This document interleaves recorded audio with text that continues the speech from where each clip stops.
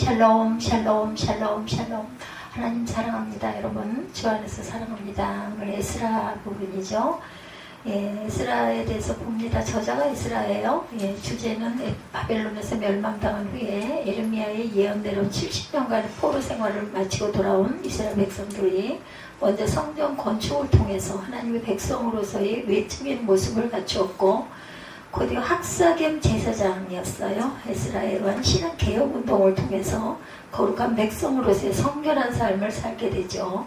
그래서 1장에서 6장까지는 스룹바벨 주도하의 성전 재건, 7장에서 10장은 에스라 주도하에 펼쳐진 신앙 개혁 운동에 대해서 에스라서가 쭉 이렇게 이어져 갑니다. 10장까지. 그래서 1장 1절에 보면 바사왕 고레스 5년에 야훼께서 에레미야의 입을 통하여 하신 말씀을 이루게 하시려고 바사왕 고레스의 마음을 감동시키심에 그가 온 나라에 공포도 하고 조서도 내려 이르되, 바사왕 고레스는 말하노니 하늘의 하나님 야훼께서 세상 모든 나라를 내게 주셨고 나에게 명령하사 유다 예루살렘의 성전을 건축하라 하셨나니 이스라엘의 하나님은 참신이시다. 너희 중에 그의 백성된 자는 다 유다 예루살렘으로 올라가서 이스라엘의 하나님 야훼 성전을 건축하라. 그는 예루살렘에 계신 하나님이시다. 이렇게 파사 페르시아죠.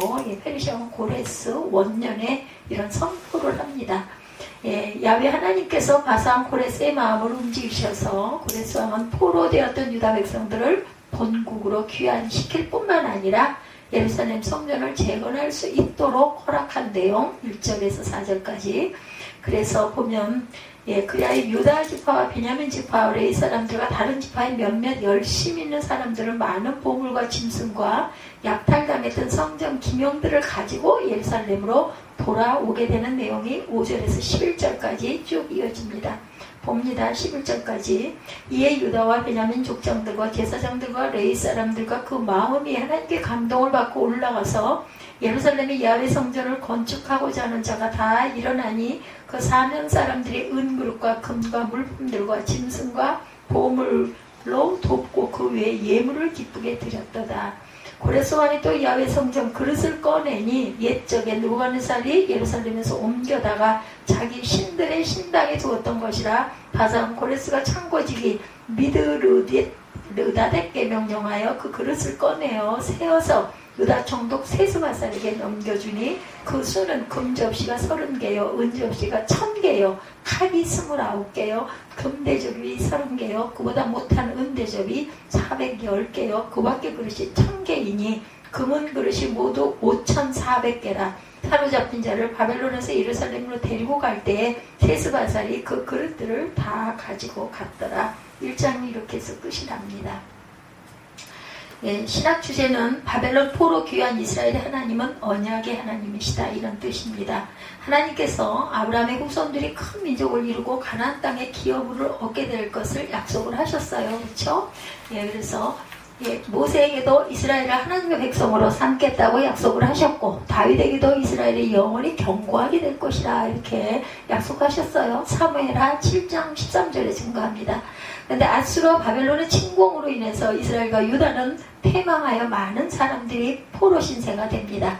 이스라엘을 지키고 보호하시리라던 하나님의 약속은 헛된 것처럼 보였어요. 그러나 하나님께서는 이스라엘 백성들이 포로 생활 중에도 약속에 대한 믿음과 소망을 가질 수 있도록 이사야, 예레미야 선지자들을 통해서 예언하셨죠.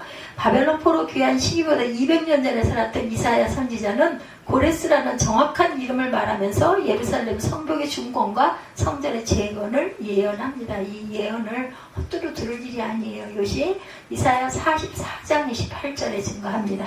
그리고 에레미야 선지자는 바벨론 포로 생활의 기간이 70년이고 70년 후에는 바벨론이 망하고 포로된 땅에서 이스라엘 백성들이 예루살렘으로 귀환할 것이다, 이렇게 예언해요. 에레미야 25장 12절에 증거하죠. 이러한 예언은 정확히 이루어져서 새로운 패권자가 된 바사왕 고레스는 피정복민들에게 회유 정책을 실시함으로 유대의 백성들은 본국으로 돌아올 수 있게 되었어요. 이러한 포로 귀환 사건은 궁극적으로 볼 때 하나님께서 아브라함과 모세와 다윗을 통하여 맺으신 언약, 곧 이스라엘을 지키고 보호하사 하나님의 백성을 삼으시리라는 약속이 이루어진 사건입니다. 하나님께서 수천 년 전에 아브라함에게 하셨던 약속을 모세와 다윗에게도 다시금 확정하시고 그 약속을 지키시기 위해서 포로된 이스라엘을 구원하신 거죠. 포로귀환 사건은 언약에 신실하신 하나님의 모습이 분명하게 드러난 사건. 에스라서와 느헤미야서는 원래 하나의 책으로 바벨론 포로 후 귀환으로부터 시작해서 그 이후의 재건 사역에 대하여 기록하고 있어요. 그래서 오늘 에스라 1장은 하나님의 경고와 예언에 따라 이스라엘이 멸망하고 다시 회복되었음을 명시하면서 인간의 모든 역사가 어디에 하나님의 주권의 섭리 안에서 진행된다는 것을 분명하게 제시합니다. 우리는 먼저 이스라엘이 어떻게 귀환하게 되었는지를 살펴보죠. 예언의 성취예요. 하나님께서 이스라엘이 가나안에 들어가기 전부터 그들이 범죄하면 주어진 기업을 잃어버리고 타국에서 떠도는 신세가 될 것이다 이렇게 경고했어요. 그러나 이스라엘은 하나님을 버렸고 그 결과 아수르와 바벨론에 의해서 멸망을 당합니다. 그러나 선지자 예레미야는 이스라엘의 멸망과 함께 회복에 대한 메시지도 남기죠. 그리고 하나님께서 정하신 70년의 기한이 찾아 이미 하신 바 그 말씀을 성취시키고자 역사하십니다. 멸망의 경고, 신명기 18장 63, 4절입니다.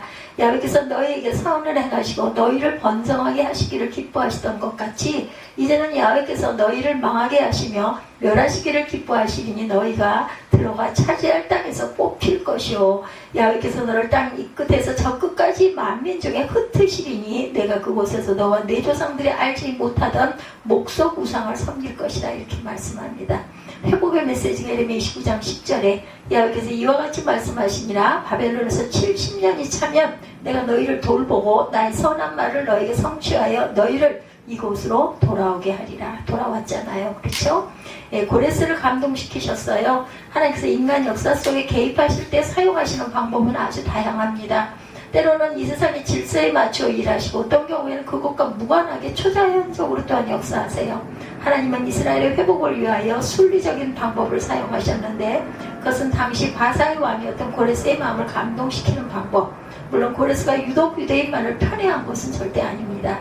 하나님께서는 그의 마음을 주장하셔서 하나님의 계획에 맞는 정책을 취하도록 하신 거예요. 이러한 고레스의 사역은 이미 이사야에 의해서 예언된 것이기도 해요. 왕의 마음을 주장하십니다. 하나님께서는 잠언 21장 1절입니다. 왕의 마음이 야훼 손에 있음이 마치 봄물과 같아서 그가 임의로 인도하시느니라. 고레스에 대한 예언이에요. 이사야 45장 1절에 야훼께서 그의 기름 부음을 받은 고레스에게 이같이 말씀하시되 내가 그의 오른손을 붙들고 그 앞에 열국을 항복하게 하며 내가 왕들의 허리를 틀어 그 앞에 문들을 열고 성문들이 닫히지 못하게 하리라 이렇게 말씀하셨어요. 그래서 고레스가 조서를 내리죠. 예, 근데 아마 고레스가 이런 그 감동을 하나님의 영을 통해서 아마 받았을 거예요. 하나님의 감동하심을 받은 고레스는 매우 포괄적인 종교 정책을 실시합니다. 당시의 성경 외적 기록을 보면 고레스의 조선은 다른 민족들에 대해서도 비슷한 형태를 띠고 있다고 그래요. 고레스는 외국의 신들을 존경했고 비록 눈에 보이지 않는 유대인들의 신인 야훼 하나님도 인정했던 겁니다. 그리하여 그는 유대인들이 이전의 종교생활을 회복할 수 있도록 여러 가지 편의를 봐주고 재정적인 지원까지도 약속하는 조서를 온 나라에 공포하게 되죠. 하나님의 감동이에요. 이사야 45장 2, 3절에 내가 너보다 앞서가서 험한 곳을 평탄하게 하며 논문을 쳐서 부수며 쇠빗장을 꺾고 내게 흑암 중에 보화와 은밀한 곳에 숨은 재물을 주어 내 이름을 부르는 자가 나여 이스라엘의 하나님인 줄 내가 알게 하리라 이렇게 말씀하셨어요. 고레스의 조서 역대 36장 23절입니다. 바사왕 고레스가 이같이 말하노니 하늘의 신 야훼께서 세상 만국을 내게 주셨고 나에게 명령하여 유다 예루살렘의 성전을 건축하라 하셨나니 너희 중에 그의 백성이 된 자는 다 올라갈지어다 이렇게 말씀하시죠. 예, 역대하 마지막 장에 이런 내용이 있습니다. 너희 하나님 야훼께서 함께 하시기를 원하노라 이렇게 말하죠. 유대인들이 일어납니다. 사람들을 준비하세요. 하나님은 자신의 계획하신 바를 인간 역사 속에서 이루어 가시는 데 있어서 아주 치밀하고 확실한 모습을 보여주고 계셔요. 즉 하나님은 당신이 정하신 때가 참에 정확하게 고레스를 감동시키셔서 유대인들을 해방시키게 합니다. 또한 고레스의 조서를 듣자마자 성전 건축을 위해 헌신할 사역자들을 미리 준비시키고 그 마음을 감동시키시기도 합니다. 이처럼 하나님은 항상 자신을 위하여 헌신하여 사역한 자들을 남겨놓으세요. 홍수 직전의 노아, 엘리야 시대의 7천인이 그런 사람들이다. 우리들은 그러한 사역자들을 보내달라고 기도해야 되고 우리 자신이 그런 자들이 되기 위해 또한 애써야 되겠다. 하나님의 음성을 잘 들으려고 하는 귀가 있어야 합니다. 7,000인을 남기시죠. 열왕기상 19장 18절에 그러나 내가 이스라엘 가운데 7,000명을 남기리니 다 바알에게 무릎을 꿇지 아니하고 바알에게 입 맞추지 아니한 자니라 이렇게 말하죠. 사역자를 위한 기도입니다. 마태복음 9장 37, 8절입니다.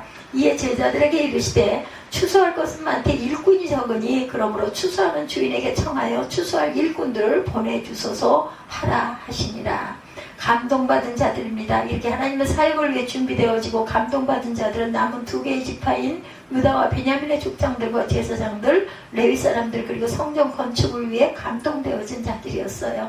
하나님은 이스라엘을 회복하는 데 필요한 각 분야의 사람들을 모두 준비시키셨어요. 특히 성전 건축을 위해서 감동한 자들을 일으키셨는데 이것은 하나님의 성막을 처음 건립할 때 흡사한 모습을 보여주고 있어요. 이처럼 하나님께서는 자신의 역사를 이루실 때 반드시 준비되어진 사람들을 사용하신다라는 것.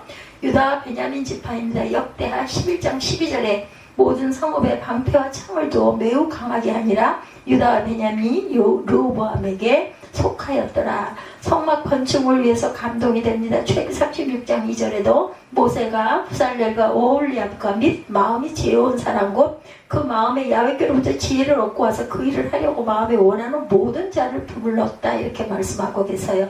예물을 드리죠.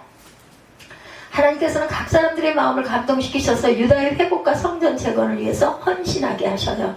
뿐만 아니라 그 외의 사람들에게도 이 사역을 위하여 각종 귀금속들과 수많은 예물을 드리도록 합니다. 하나님은 자신의 전을 지으실 때 항상 자발적이며 기쁨으로 드리는 예물을 사용하세요. 모세 시대에 성막을 지을 때도 그랬고 다윗 시대에 성전 건축을 할 때도 그렇게 하셨죠. 이러한 데서부터 하나님의 풍성한 역사가 이루어진다는 거 쓰고 남음이 있도록 드립니다. 출애굽기 36장 5절에서 7절입니다. 모세에 말하여 이르되 백성이 너무 많이 가져오므로 야훼께서 명령하신 일에 쓰기에 남음이 있나이다. 모세가 명령을 내리매 그들이 진중에 공포하여 이르되 남녀를 막론하고 성소에 드릴 예물을 다시 만들지 말라 하며 백성이 가져오기를 그쳤다. 있는 재료가 모든 일을 하기에 넉넉하여 남음이 있었더라 이렇게 말씀하고 있어요. 그리고 즐겁게 드리죠. 역대상 29장 9절입니다. 백성들은 자원하여 드렸으므로 기뻐하였으니 곧 그들이 성심으로 야훼께 자원하여 드렸으므로 다윗 왕도 심히 기뻐하니라 이렇게 증거하고 있습니다. 그래서 성전에 무엇을 드릴 때면 기쁜 마음으로 기뻐서 드려야 된다는 거. 세 번째 귀환이죠. 성전 기명을 돌려받았어요. 아까 우리 본문에 읽었죠. 이스라엘의 귀환은 빼앗겼던 성전 기명들을 되돌려받는 데서부터 실질적으로 시작이 됩니다. 그래서는 이전에 느부갓네살이 옮겨왔던 성전의 기명들을 모두 다 돌려줍니다. 이것은 아주 중요한 의미를 가지는데 그것은 이스라엘이 포로로 잡혀오고 그들의 재산과 심지어 성전의 기명들까지 빼앗겼던 것이 일시적이고 잠정적인 것임을 증명해주는 사건입니다. 이스라엘의 성전 기명을 돌려받았듯이 이제는 그들의 땅과 나라 그리고 무엇보다 성전을 돌려받게 될 것이다. 궁전의 귀한 기명들이 모두 회파되었을 때에도 성전 기명만은 보존하셨던 하나님의 의도는 여기에 있었던 것이다. 안전한 곳에다 보관을 시키신 거예요. 성전 기명의 약탈에 대해서 역대하 36장 7절에 느부갓네살이 또 야훼 전 기구들을 바벨론으로 가져다가 바벨론에 있는 자기 산당에 두었더라 이렇게 말하고 있습니다. 공실 그 기명의 회파 역대하 36장 19절 또 하나님의 전을 불사르며 예루살렘 성벽을 헐며 그들의 모든 공실을 불사르며 그들의 모든 귀한 그릇들을 부수고 이렇게 증거되어 있어요. 그러니까 아주 귀한 것들은 모두 다 바벨론으로 가져갔죠. 그 바람에 여기에서 부서진 것들은 그 정도가 되지 않은 남은 것들이 부서진 거죠. 세스바살에 대해서 증거합니다. 고레스의 칙령으로 인한 유대인들의 1차 귀환을 주도한 인물 세스바살. 그가 스룹바벨과 어떤 관계에 있는지 불분명해요. 어떤 이들은 세스바살과 스룹바벨이 같은 사람이라고 보기도 하고 다른 이들은 세스바살이 스룹바벨의 친척이다 이렇게 얘기를 하기도 합니다. 이름이 비슷하죠. 정확하진 않다. 그는 이스라엘의 지도자이자 유다 지파의 후손으로 포로 귀환에 있어서 아주 중요한 역할을 감당합니다. 또한 목백 세스바살에 대해서도 그 에스라 1장 8절에 바사왕 고레스가 창고지기 미드르닷에게 명령하여 그 그릇들을 꺼내어서요 유다 총독 세스바살에게 넘겨주었다 이렇게 얘기하고 있죠. 총독 스룹바벨 학계 2장 21절에 증거합니다. 너는 유다 총독 스룹바벨에게 말하여 이르라. 내가 하늘과 땅을 진동시킬 것이요. 이렇게 얘기합니다. 귀환하죠. 드디어 세스바살의 인도 아래에 4만여 명의 유대인들이 성전 기명과 예물을 가지고 본토로 귀환합니다. 이것은 그들에게 꿈만 같은 일이었고 분명 하나님의 계획과 섭리 아래 이루어진 기적적인 하나님의 역사다. 이게 역사에 있는 일이니 이건 정확한 거죠. 이처럼 하나님은 자신의 계획을 정확하게 이루어 나가신다. 이런 일이 역사적으로 사실적으로 일어났고 그 이전에 그 예레미야와 이사야가 계속 선포했던 내용이 그대로 맞아떨어졌기 때문에 성경에 그대로 기록되어 있고 빠지지 않고 실린 겁니다. 귀환한 회중에 대해서 에스라 2장 64절에 온 회중의 합계가 42,360명이다 이렇게 말합니다. 꿈같은 귀환이죠. 시편 126편 1절에 야훼께서 시온의 포로를 돌려보내실 때 우리는 꿈꾸는 것 같았구나 이렇게 말하죠. 시편 126편 1절입니다. 그래서 에스라 1장의 결론, 하나님은 당신의 백성에게 약속하시고 약속하신 바를 반드시 지키시는 언약의 하나님이시다. 그러므로 우리는 그런 하나님께 항상 감사와 찬송을 돌려야 할 것이다. 우리는 개개인의 삶 속에 역사하신 하나님 앞에 우리의 모든 것을 들여서 섬겨야 되겠다라는 거예요. 마음을 감동시키셨어요. 누가? 하나님께서 누구를? 왕의 마음을 감동시키시죠. 고레스가 성전 건축을 허락하는 그런 사건이 일어나죠. 그래서 바사왕 고레스가 말하노니 이렇게 2절에 하늘의 하나님 야훼께서 세상 모든 나라를 내게 주셨고 나에게 명령하사 유다 예루살렘 성전을 건축하라 하셨나니 이스라엘의 하나님은 참 신이시라. 너희 중에 그의 백성된 자는 다 예루살렘으로 올라가서 이스라엘 하나님 야훼 성전을 건축하라. 그는 예루살렘에 계신 하나님이시라. 이렇게 본인이 입술로 고백합니다. 구약 성경에서 부활과 같은 사건입니다. 이게 바로 에스라 1장에 아무런 희망도 없는 이스라엘 모든 것을 잃어버린 나라가 다시 일어나는 사건. 누구에 의해서? 적국의 왕에 의해서 하나님의 역사하셔서 포로로 잡혀간 유대인들이 고국으로 돌아오고 성전을 다시 재건하는 기가 막힌 사건이 일어나요. 성전을 다시 짓는다는 것은 믿음을 다시 일으키는 것을 의미합니다. 에스라는 믿음을 회복하는 이야기고 부활의 이야기라는 거죠. 기원전 538년의 일이에요. 이스라엘이 바벨론에 망한 지 70년의 세월이 흘렀을 때. 그래서 저는 우리나라가 6.25 동란 이후에 남부가 북이 갈라져서 이제 70년이 넘고 75년이 넘어가고 있기 때문에 반드시 이 나라를 하나님께서 통일시켜 주실 것을 언젠가부터 마음이 와서 계속 기도하고 있습니다. 저뿐만 아니라 정말 끊임없이 절대로 그 기도를 끊지 않고 계속해서 기도하시는 분들이 정말 많더라고요. 보니까 밤에도 그 시간들을 정해가지고 나와서 이런 식으로 계속해서 기도를 하고 계세요. 반드시 하나님이 이루실 겁니다. 포로로 잡혀간 유대인들은 이제 바벨론에서 자식도 낳고 살림도 늘어가고 그저 그렇게 그럭저럭 잘 살고 있었는데 바벨론의 페르시아에게 멸망을 당해요. 영원할 것 같은 막강한 군사력을 지닌 바벨론이 하루아침에 망해버리고 맙니다. 1절에 바사왕 고레스 원년에 야훼께서 예레미야 입을 통하여 하신 말씀을 이루게 하시려고 바사왕 고레스의 마음을 감동시키심에 그가 온 나라에 공포도 하고 조소도 내렸다 이렇게 말하고 있죠. 바사는 페르시아 파사죠. 파사 페르시아가 바벨론을 정복하자마자 고레스 왕은 2절에서 4절에 나와 있듯이 포로로 잡혀온 이스라엘 사람들이 고국으로 돌아가도록 조서를 내려서 공포하죠. 내 계획에는 없지만 나는 꿈도 꾸지 않았지만 내게도 부활과 같은 일들이 일어난다. 마음을 감동시키시다 1절이죠. 야훼께서 예레미야 입을 통하여 하신 말씀을 이루게 하시려고 바사왕 페르시아왕 고레스의 마음을 감동시키시며 5절에 이에 유다와 베냐민 족장들과 제사장들과 레위 사람들과 그 마음이 하나님께 감동을 받고 올라가서 예루살렘의 야훼 성전을 건축하고자 하는 자가 다 일어나니 1절과 5절에서 공통으로 나온 단어는 감동이란 단어가 오늘 말씀의 핵심입니다. 아마 이거 히브리 그 원어에도 아마 이 감동이 중점일 것입니다. 감동시키다라는 번역된 히브리어는요 원래 잠자던 사람을 깨운다라는 뜻을 갖고 있습니다. 하나님께서 고레스의 마음을 감동시키셨고 포로로 잡혀와 있는 유대인들이 고국으로 돌아가게 꿈같은 일이잖아요. 항상 강가에 나와서 울면서 기도했고 찬양했었죠. 이들이 하나님께서 유대인들의 마음을 감동시키셨고 고국으로 돌아가서 성전을 건축해야겠다는 마음이 생겼어요. 그래서 일어나 돌아갑니다. 하나님께서 그 마음을 감동하시니 잠자던 자들이 깨어납니다. 하나님께 대하여 전혀 모르고 관심도 없던 고레스 왕이 깨어나고 포로 생활하던 유대인들이 영이 깨어났어요. 이들은 조국의 미래에 대해서 아무런 희망이 없었어요. 70년이 차면 고국으로 돌아가리라는 하나님 말씀도 다 잊어버렸죠. 그죠? 그렇게 살아가고 있는 그들의 마음을 하나님께서 감동시켜서 깨워 일으키셨다라는 겁니다. 예, 그러니 그런 고향 생각이 나겠죠. 무너진 성전 생각도 납니다. 아직 다 포기했는데, 그죠? 예, 하나님의 말씀이 생각이 나요. 그래서 성전을 건축하러 일어났어요. 예, 봄비가 계속 왔었죠. 지금도 간간히 옵니다. 지금 봄이 오는 소리가 들리듯이 비가 한 번 올 때마다 예, 저는 이렇게 차를 타고 예, 길가에 있는 그 나무나 풀들을 보면 색깔이 달라져요. 생명이 덧입혀진 거예요. 봄비는 정말 생명의 물인 게 제 눈에도 느껴져요. 겨울에 딱딱해져 있던 나뭇가지가 봄비가 적셔줄 때마다 부드러워지고, 부드러워진 가지에서 싹이 나고 머리를 내밀고 예, 개나리꽃이 피고 목련꽃, 매화꽃, 벚꽃이 계속 펴서 이제는 이제 꽃비가 내리고 있죠.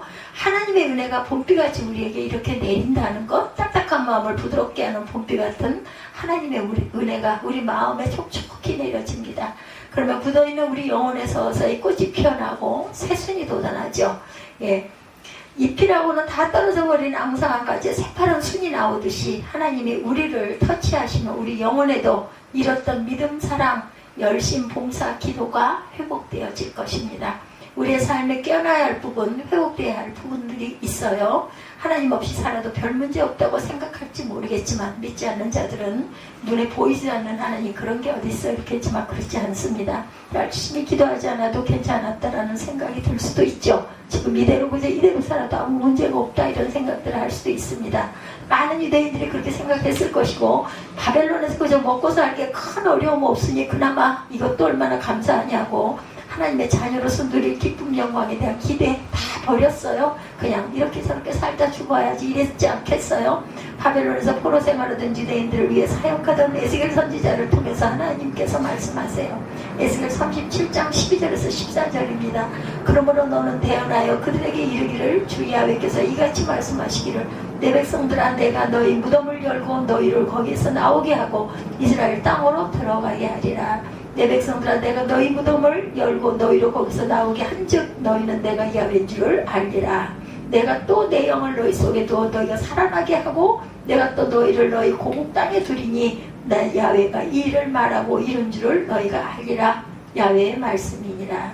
바벨론에서 먹고 사는데 지장 없이 살고 있지만 하나님 보시기에 그들은 무덤에 갇혀있는 죽은 소장과 같았다. 그래서 무덤을 열고 거기에서 나오게 할 것이라는 거예요. 내 영을 너희 속에 두어 너희가 살아나게 하겠다. 그러니까 예수 믿다가 안 믿고 세상적으로 사는 모든 사람들은 내 영을 내가 너희 속에 두어 너희가 살아나게 하겠다라고 말씀을 하셔야 한다라는 거죠. 너희가 고국 땅에 돌아갈 것이다 이렇게 말씀합니다. 고국에 돌아가 마음껏 하나님을 예배하고 찬양하며 섬기는 것, 그 후손 대대로 세상 모든 나라에 빛이 되는 것, 그들이 이 빛을 보고 하나님께로 돌아오게 하는 것, 이 사명을 감당하는 것이 하나님의 계획이다. 하나님은 이런 계획을 이루어 가시는 분이시죠. 하나님은 오늘도 성령을 우리 속에도 우리가 살아나게 하신다라는 것, 어둡고 캄캄한 무덤, 쾌쾌한 냄새나는 무덤에서 나오게 하신다. 살아나리라. 죽은 부분, 오래전에 상실한 부분이 살아날 것이고 회복될 것이다. 그리고 또한 말씀을 이루게 하시려고 페르시아 제국의 고레스 왕이 바벨론을 정복한 사건은 역사적 사건이에요. 역사에 기록되어 있는. 당시 고레스 왕은 바벨론 왕들과 전혀 다른 정책을 씁니다. 자기들이 지배하는 나라에 대한 관용적 정책을 썼어요. 바벨론에 포로로 잡혀와 있던 나라 사람들을 다 고국으로 돌아가게 했고 자기 나라에서 자기들이 섬기는 신을 위해서 성전도 짓게 했다. 이것은 페르시아의 유익을 위한 것이었어요. 그들은 잘 살게 해줘야 세금도 잘 낼 것이고 변방의 방어 정책도 유리하기 때문에 굉장한 머리가 좋은 사람이에요. 그죠?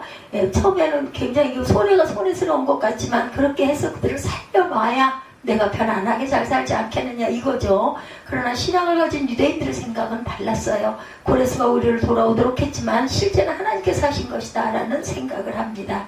이 일의 주도권이 고레스에게 있지 않고 하나님께 있다라고 고백해요. 하나님의 은혜로 고백합니다. 믿음은 이런 거죠. 우리 일상에서 이루어지는 일, 그 모든 일이 하나님의 길이라는 것을 고백하는 것이 바로 믿음이에요. 예. 1절에 여호와께서 에레미야 입을 통하여 하신 말씀을 이루게 하시려고 이렇게 말씀합니다. 에레미야 입을 통하여 하신 말씀이 뭐예요? 29장 10절에 보면 에레미야 29장 10절 여호와께서 이와 같이 말씀하시니라 바벨론에서 70년이 차면 내가 너희를 돌보고 나의 선한 말을 너에게 성취하여 너희를 이곳으로 돌아오게 하리라. 말씀하셨어요. 이미 바벨론에서 70년이 차면 돌아온다.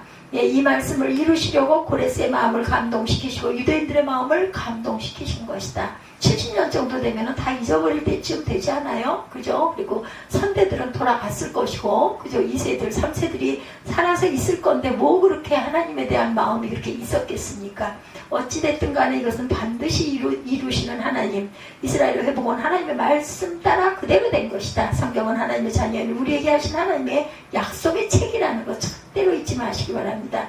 약속의 말씀은 다 우리에게 이루어집니다. 우리를 사랑하시기에 약속의 말씀을 주셨고 곳곳에 주께서 우리를 사랑하신다는 사랑의 고백을 계속해서 하고 계세요. 이사야 43장 4절에도 내가 내 눈에 보배롭고 존귀하며 내가 너를 사랑하였은즉 이렇게 증거하고 있습니다. 하나님은 우리를 이렇게 사랑하신다. 내가 내 눈에 보배롭고 존귀하며 내가 너를 사랑하였은즉.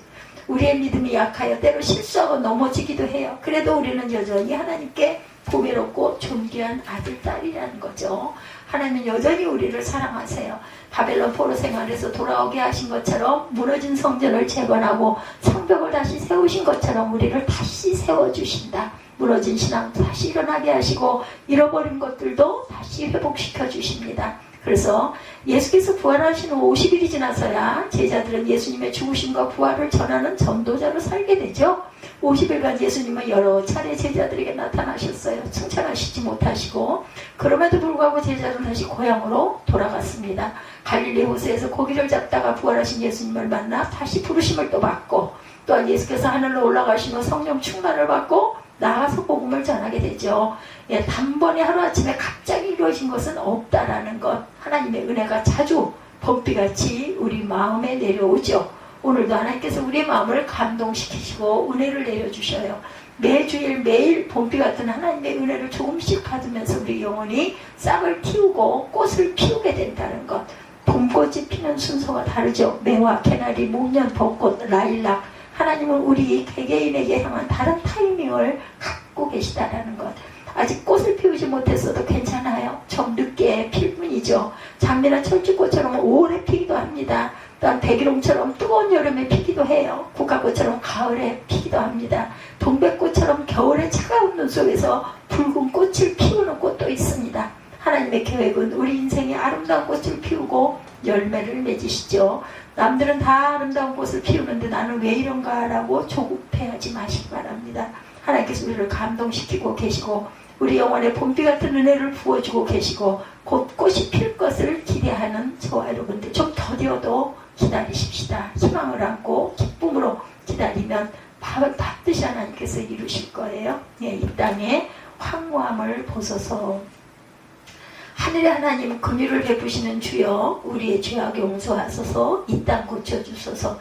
이제 우리 모두 하나 되어 이 땅에 무너진 기초를 다시 쌓을 때 우리의 우상들을 태우실 성령의 불 임하소서. 붕의 불길 타오르게 하소서. 진리의 말씀 이 땅 새롭게 하소서. 은혜의 강물 흐르게 하소서. 성령의 바람 이제 불어와 오 주의 영광 가득한 새를 주소서. 오 주님 나라 이 땅에 임하소서. 우리 찬양하시고 기도하시고 죽도록 예배를 마치도록 합니다.